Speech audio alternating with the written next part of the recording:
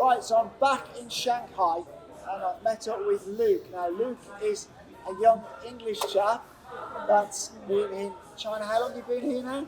Nearly 4 years. Nearly 4 years, God. I didn't think it was that long. Time flies. So we got together about two and a half years ago, and I did an interview with him then, and he hadn't been here so long, and he'd started doing a PhD here. So while I was in Shanghai, I thought I'd catch up with him, and that's what I've done. We've come out for some food and a beer. Which, There we go. Yeah, cheers, mate. Cheers. Come out for some food and a beer, and I thought I'd just chat to him to see how things are going, and maybe shed some light on what it's like doing your PhD here in China. So, you mentioned you first came here 3 or 4 years ago, Yeah. and you came here specifically to do your PhD, right? Yeah. And what was that in? So that is in statistics, but I'm applying it more for AI. So before, when I was in the UK, I was working as a statistician, but I was like, wow, AI is the future, So I really wanted to be an expert in that. How would you become an expert? Do a PhD. So yeah, it's more related to AI, but in cancer research at the moment. So I'm trying to figure out, can you use AI to has someone got cancer or not? So you did your Masters in England, right? Yeah. That's correct. So why did you choose China for your PhD? Did you weigh up other options like the US, the UK? Yeah. What specifically made you choose China? I was looking at a whole array of places, to be honest. So I was looking at America, Australia. I was looking at Spain. The obvious ones. They're the ones everyone goes to. I had lots of friends. They'd go abroad or whatever to study. They'd go to these places. In China, back of my mind, I wasn't even thinking about it. You go to the university fairs. You never actually see the Chinese ones, so you never think about it. So I was looking at the obvious ones, and I was like, wow, this is so expensive. There's no scholarships, really. I was looking at Germany, which I think they have free free tuition. So that was one of it. So if you'd have took a PhD in the UK or the US, would you have to pay for that? I'd have to pay for it. You can get a scholarship, but it's often not enough. It's really like totally minimum wage. You'd be struggling. You fund that yourself, right? Yeah, so yeah. There's a chance you'd build up debt during that time. Yeah, you get debt. You'd be on really low money. A lot of PhD students I know in the UK would be doing a side job, and it's just like there's no time at all to be focusing on it. Whereas, I saw China and I was like, right, you have the opportunity for the scholarship here. And it covers not only the tuition, but it gives you the accommodation as well, and also like a subsidy, a living subsidy. So each month, get almost like a wage. Yeah, it's like a little wage. Yeah. It's not a lot, but it's enough. I have enough to comfortably live. I'm not living in the university, but I'm living outside. So it's great. Yeah. Pay for that apartment for you. Yeah. So you all get like a lump sum, and you just say, right, I'm gonna. And is that enough to rent somewhere pretty decent? Yeah, I'm living in downtown. You can. You live in Tian. Yeah, near enough to do. That's one of the better areas. Yeah, I'm doing all right. Yeah, it's good. Nice area. So quality. You have no debt because of that, right? No debt at all. I've got more money even, if that. So yeah, I've got left over each month. Just going back a little bit, something that puzzles me is you get many students in the UK and in Europe have a gap year, right?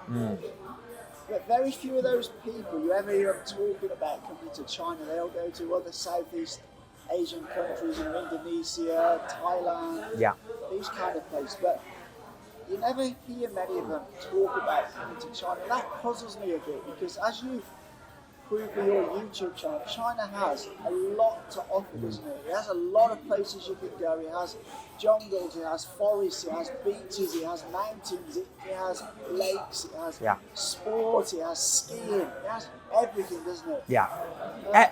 Yeah. So it's a puzzling one to realise why people not come here.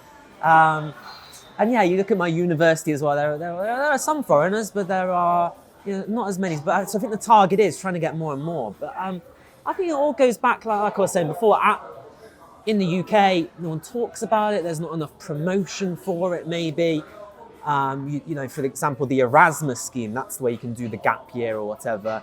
I don't think, I mean, maybe I'm wrong, but back when I was doing it, they didn't have the China option.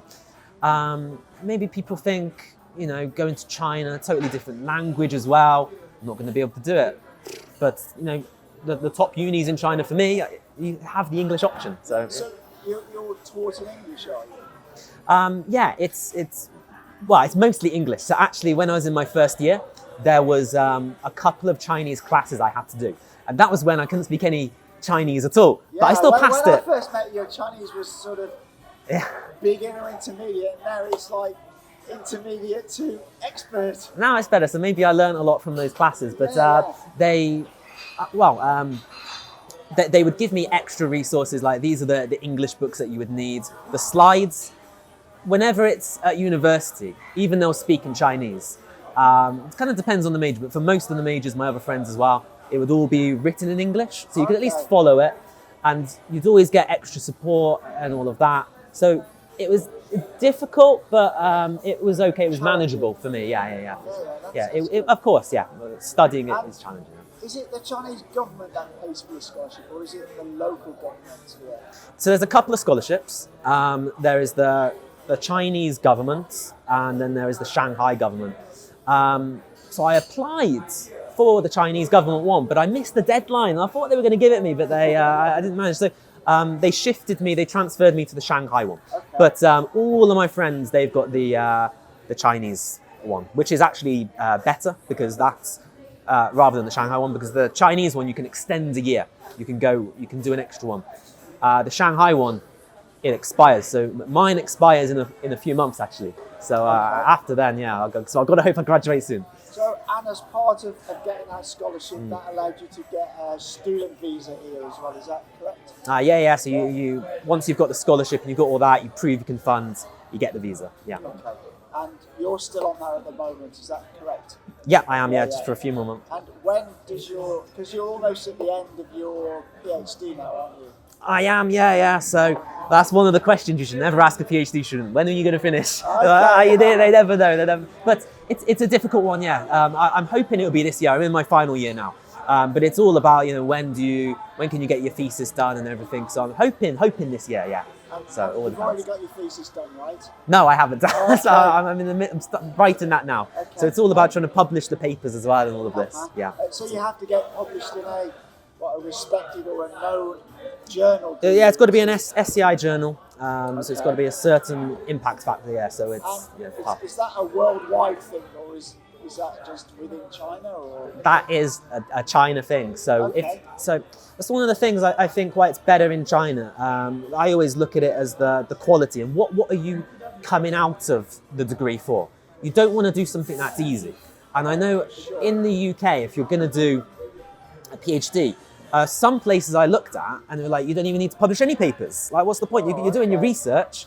You can just easily get, or you can do maybe a conference, which is absolutely, it's not the thing. Yeah, so for sure. So in China, it kind of follows the American system actually. So they do it as well. But I know in a lot of Europe, it's easier and it's not. You don't have the same output. Yeah. Judging by, you've been pretty happy with being in China and taking your PhD in China, yeah. Right? You've got no concerns? I think so, yeah, I'm pretty happy. I like it. So much so I want to stay here, Would you recommend other, especially British, because you're British, especially British students, would you recommend that they try and come and do, because you can also do masters here, or it doesn't have to be a PhD, right? I mean, I would never recommend anyone to do a PhD at all. So if you're thinking of doing a PhD, don't do that. Because you know what PhD stands for, right? No. Permanent head damage. So whether it's China or whatever, don't do it. But for a bachelor's, master's, absolutely China. It is just people. The biggest thing I think that puts people off as well, actually, is they think there's going to be a culture shock, West versus East culture shock. But a lot of the big universities actually in China, they're in sort of these multicultural cities, Shanghai, Beijing. Yeah. There's and it is okay actually. There's not that much. You can adapt pretty well. Yeah, I mean, I don't speak a lot of Chinese. I don't have a problem here because many young Chinese speak English extremely well. You know, and you find a lot of them will approach you in the shop and they want to practice their English with you. As I say, I've lived here permanently for 5 years, and I've never really had an issue. Okay, I have a Chinese wife who can help out if there's a situation which I can't handle, but that's a very rare occasion. But you're right, it is very multicultural. And I think Chinese people are generally very welcoming. Yeah, for 100%. foreigners, Yeah. You know? I mean, Yeah, I've 100%. had some amazing experiences here. It is very multicultural, and you know, it's not difficult to get on here. And I feel that people here, actually people around the world are no different. You know, people want the same things. Young people want to enjoy themselves. They want to better their education. Families want to better themselves. They want a nicer car. They want a better house. That's no different to anywhere. I think sometimes, you know, the media paints China in a very different picture to what it is. And I think we discussed this in the last video. And I don't want to go down that rabbit hole in this video. So, assuming that you get your PhD in the next 6 months, Yeah. and you then Dr. Luke, what is your next step? Are you planning to stay here in China to find a job? Or are you going to go back to the UK, move to the States, Australia? What's your thoughts? So the original plan was I want to go to America after I graduate. I want to work there. I saw that as like the future, especially in AI. That'd be a great place. And I always Is that because you thought, or you perceived America were sort of leading in that area? Yeah, America is, that's all you ever hear about. This is the American technology, they're the best places to study it. But actually, now I've come here, I've stayed in China, I've realized I love the place. It's amazing, and you hear a lot of negative stories actually about America, and you realize what it's really like. So I think that I will be staying in China, for at least a few more years, and that will be Shanghai. So I'll be looking for jobs here, yeah. And what field do you want to work in? Yeah, so I want to keep it related kind of to my PhD, so I want to do it in the biomedical industry using artificial intelligence, and there's a plethora of these types of companies growing and growing and growing in China. I mean, the market for startup companies in AI, it's the biggest growing one in the world in China. So, I mean, there's so many avenues to explore. So hopefully I can do it kind of related to what my PhD research is in. And as far as AI goes, do you feel that China have an advantage? Because a lot of people speak about AI, that the goal of AI is data. So the more data you have to train that AI model, potentially the better that model will become. Is it the case that China has, in many areas, much more data than other places? Yeah, there are a lot of restrictions with data, especially in Europe. You have GDPR, and that data can be limited. I mean, China, especially in the medical field, for me, when we're working with cancer patients, the most cancer cases there in the world, so you're going to get a lot more data. And I think, absolutely right, spot on. It's not the model, but it's about the data. So for my field, a lot of the research actually is, hey, we've got a new data set and we're going to apply it to an existing model. They don't really make too many changes. It might be a little tweak or something, but it's actually the data or something like this. And you learn from the data as well. So the model will change based on the data. So I think with more data, there becomes more research, and the model instantly becomes so much more better. You can kind of look at that as well with, for example, ChatGPT, right? I think that is one area you can see. So people think, oh, well, it's like the next AI thing, and we've taken over the world, and this is like so revolutionary. But actually, I mean, look at what the Meta CSO said, right? He said, it's not revolutionary, it's not new, it's not really groundbreaking at all. Why? Because the model is nothing special. If you're in AI, you realize it's just a regular neural network transformer. The special thing is, it's just like the whole of the data, the whole of the internet. It's like a scrape of the web. And so that is the magic thing, and why that is so good. So I think like we were talking earlier, AI can be pretty amazing as long as it's used for a good purpose. I think the danger is when it gets into the hands of the wrong kind of people who want to use it for malicious or, let's say, potentially criminal purposes. Then it can become very, very dangerous. I often wonder what the future is, because right now we're quite at the beginning of AI, and people think it's amazing now, and we're at the very beginning. So what's it going to be, another 5 years, another 10 years? Yeah.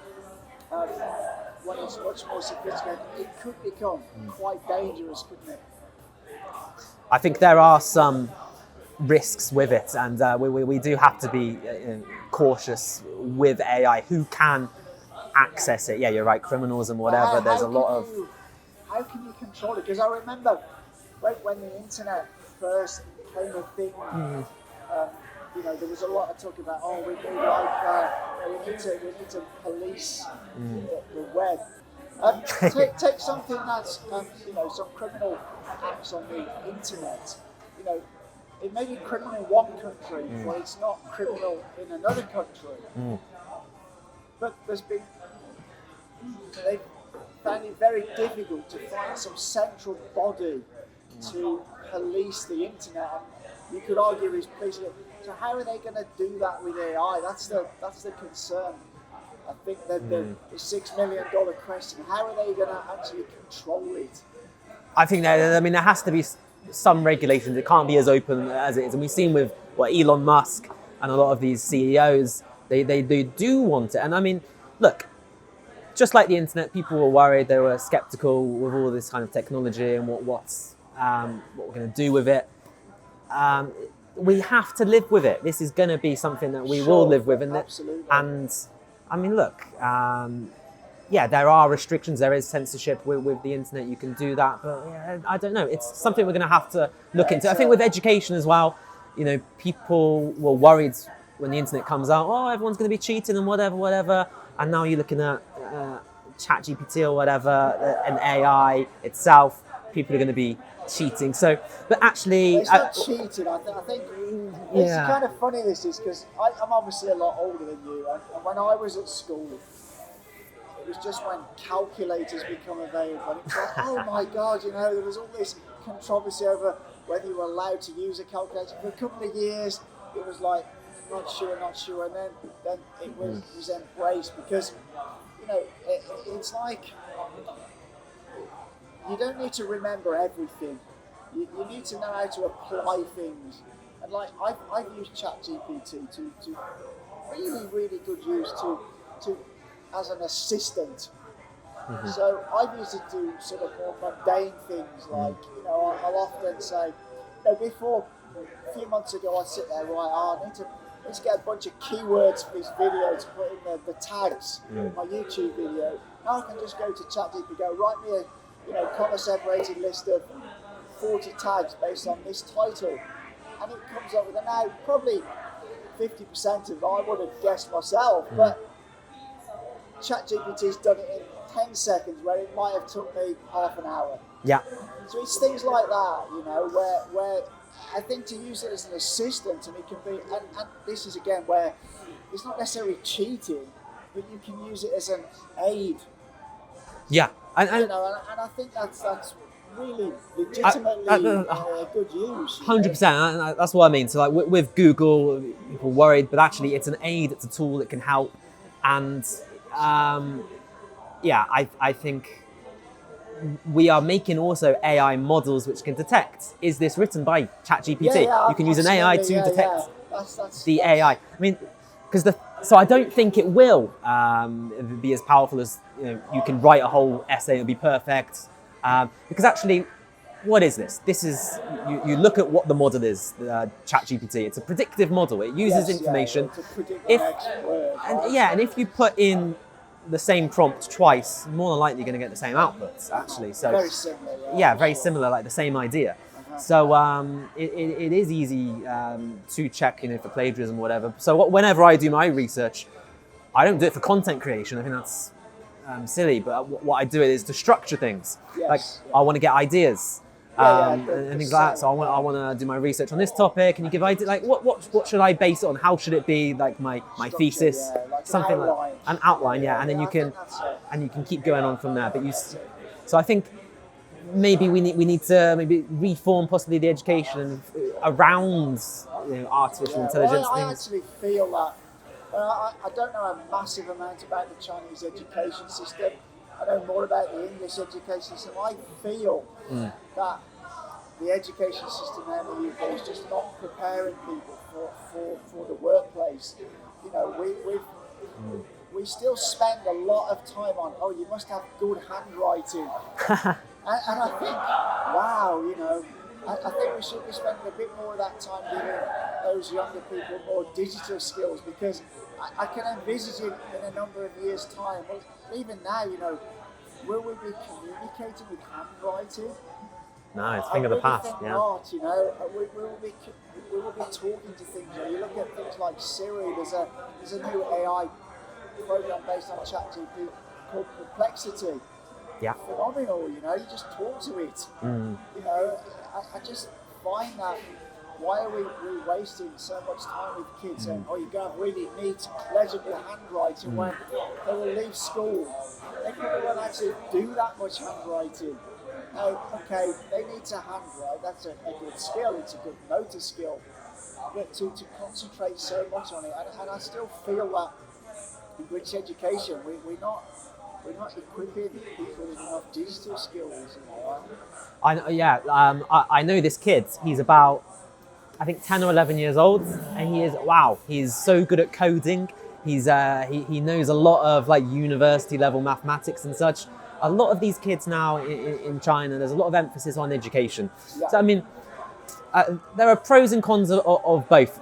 I look at the UK and I think it's so bad. Like I remember when I come home from school, 10 minutes homework, go out to play footy, but in China, you have lots of classes out. Maybe it's too much, and I think maybe there needs to be a little balance. But I think China have got it on the better end, and there's a lot more. I have a 9-year-old stepdaughter, and she's up till 11 p.m. some nights doing her homework. Right. I do think that's a bit too much, but I agree with you in the UK. It's like too much way too little. But I think there's a difference here as well, in a culture difference, in that in Chinese society and families, it seems to me education is much more important than it is in families in a lot of Western families. I mean, and I think that's because it is so competitive, the Chinese kids, when they enter the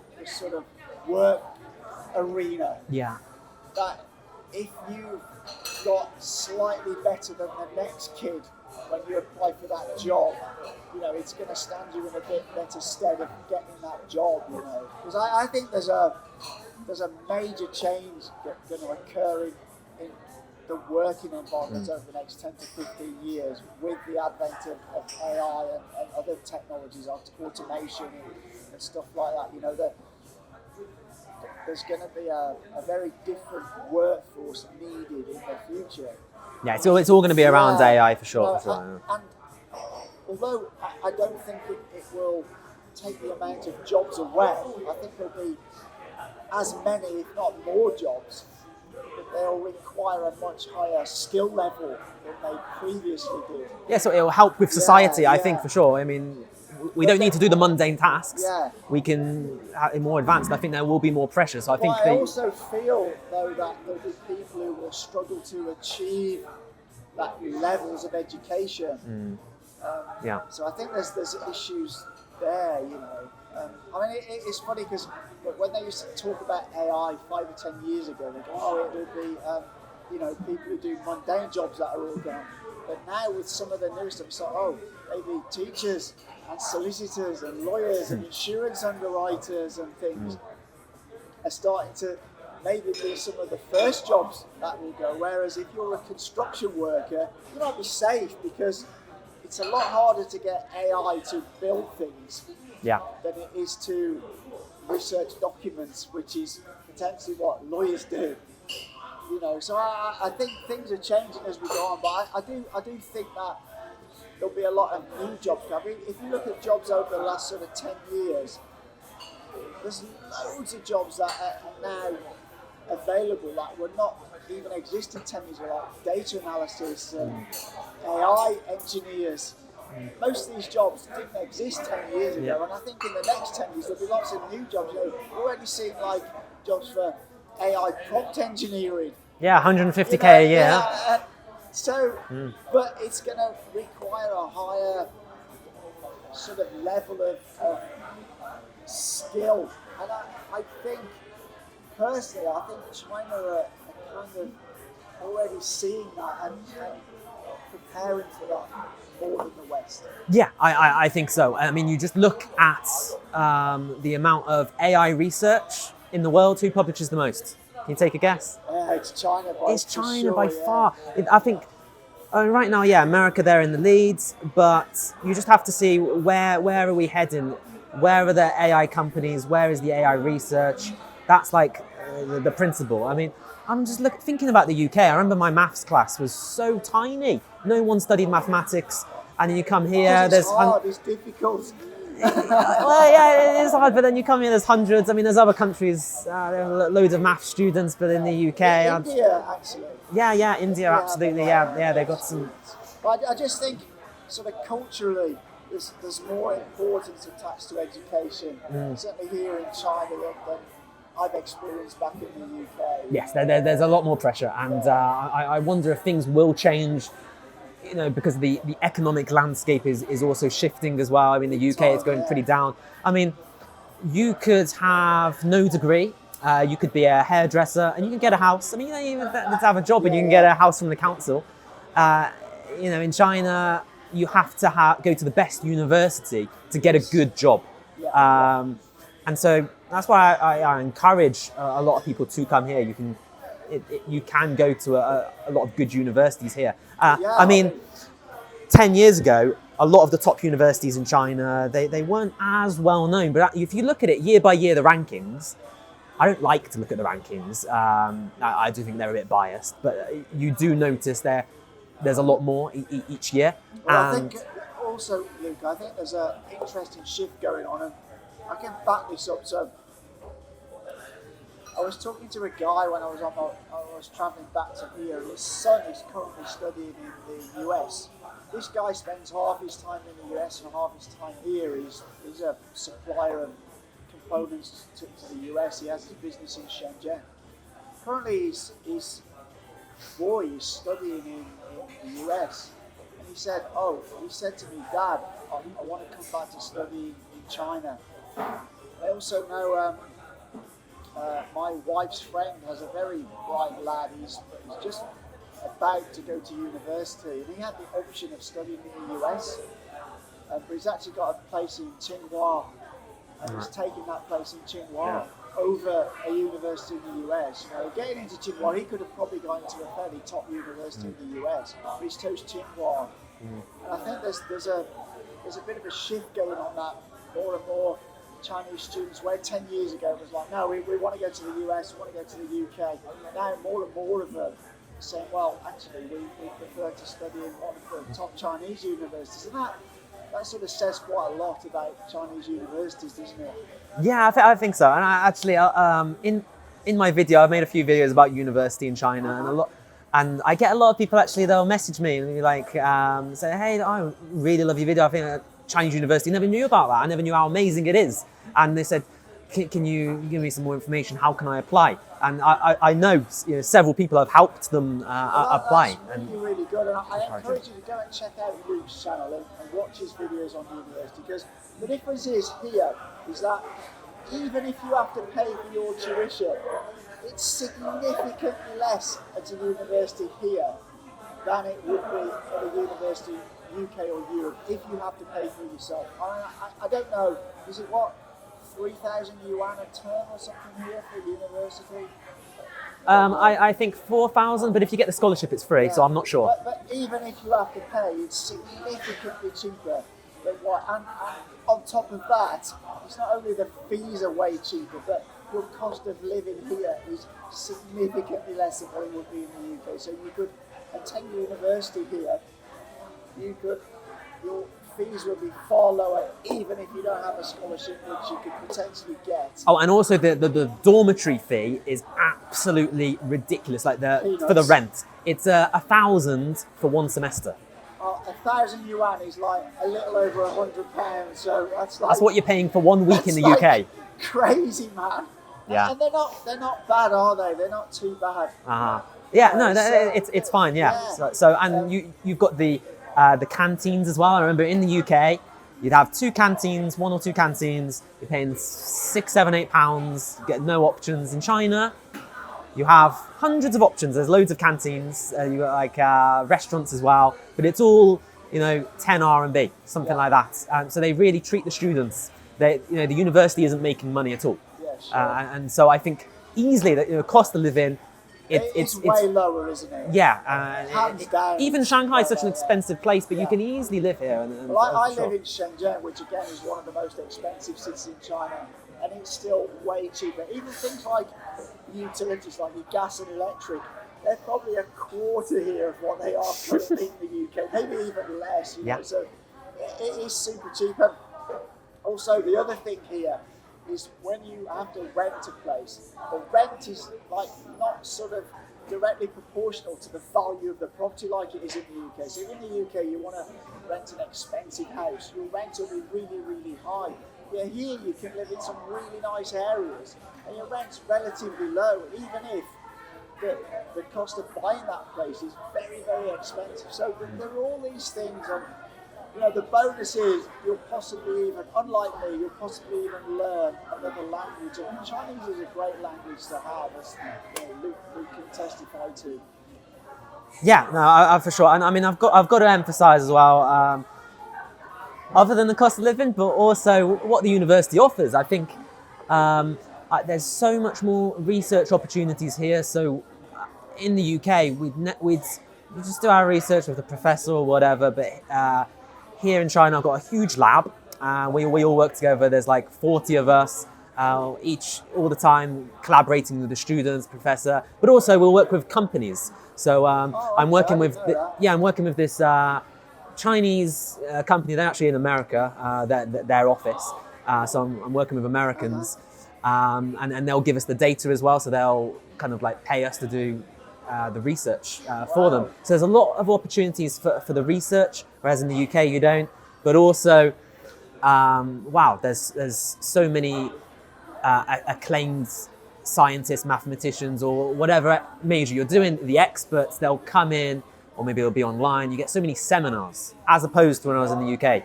And it's all free and whatever, and encourage you to do it. So you're learning so much more, I feel. There's a vast array of topics to learn as well compared to the UK. There's so many more modules, but also you can learn about, there's a couple of compulsory courses, right? So I think every Chinese university, you've got to learn Chinese language, which I think is really great. Anyway, when you come in, learn the language, but also Chinese culture, which I think is really awesome, right? You come here, you get to learn about the culture, the history of China. Yeah, so you're learning about what's in the country. So I think there's so much to offer, and also the campuses are infinitely times better than the UK as well. The UK was a tiny one. You walk around, there's not much. There's it's just maybe a little shop. You might have, what else? I don't even know. But you walk around in 10 minutes. But in China, you've got hairdressers, you've got restaurants, you've got supermarkets, you've got a sports stadium, you've got so many things on offer. It's so beautiful as well. You've got gardens. It's hours to walk around. Mini towns, aren't they? It's a mini town, yeah. So you could live there easily, no problem at all. So yeah, I absolutely encourage. I always tell my friends, and I hope my videos encourage people as well. Try it out. I think it's not what you think. I think people like yourself. You obviously had an open mind. You came here. You realised it's not like what you've read about in the West. I mean, let's be honest. The Western media are very, very negatively biased towards China. I've sort of battled for years trying to tell people that it's not like what they read about in the media. You know, I get ridiculous things on some of my videos, like, oh, yeah, the government follows you around all the time, and they're watching everything you do, and they're giving you points and deducting points if you drink too much alcohol. I think, what a load of nonsense. You know, it's a good society here. You know, you can attest. I've been out in the middle of Shanghai, and it's 3 a.m. I've walked back from a bar to my apartment, which is down a little side back road. I haven't felt the slightest bit of danger whatsoever. You know, it's a very safe society. It's a society where people are very friendly, especially foreigners. I mean, we really do get, you know, a lot of help of people here. There's times I've been trying to explain some of my Chinese not being so good. Somebody's like, come in the queue behind me, oh, I can speak English, I'll help you. Wow, you know, it's just things like that. You know, you just gotta have an open mind and come here and see for yourself. Totally couldn't agree more. I think it's one of those. I mean, I remember learning about China. I was watching videos, you know, like yours, and I was like, because again, you hear negative in the news, BBC or whatever, and so you see people on the ground who live here. Oh, actually, it's good. I like it, and they're like, whoa, that's what blew my mind. That's why I wanted to come to China. Well, I think that the point is that when you finish your PhD, that you're actually considering staying here and finding a job here, says that you're happy in China. Totally. I mean, I could see myself living here for the rest of my life. It's a weird one, and the plan was go to America, but no, I'll be staying in China. That's great. Well, yeah. So please go to Luke's channel. He's a young guy who has done the student life here in China. He's done his PhD, or he's doing his PhD, and you know, this is straight from the horse's mouth. So go and check out his channel, and please, if you are a young person in the UK considering a degree, a master's, or even a PhD, consider China. With that, I get Luke to say goodbye. See you guys next time. Bye bye. Subscribe. Live in La Vida Luke. Take care. And as always, for now, take